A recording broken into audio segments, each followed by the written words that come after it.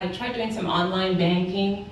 I have a new business and I was trying to connect my bank to QuickBooks and tried a couple days, wasn't working out. So I called the bank and I told them, hey, this is my issue.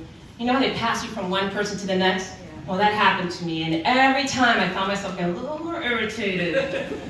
And the third person finally came on and I said, look, here's the issue I'm having. And she said, oh, you know, it doesn't sound like our issue. It sounds like your internet provider or your browser. And I'm like, no!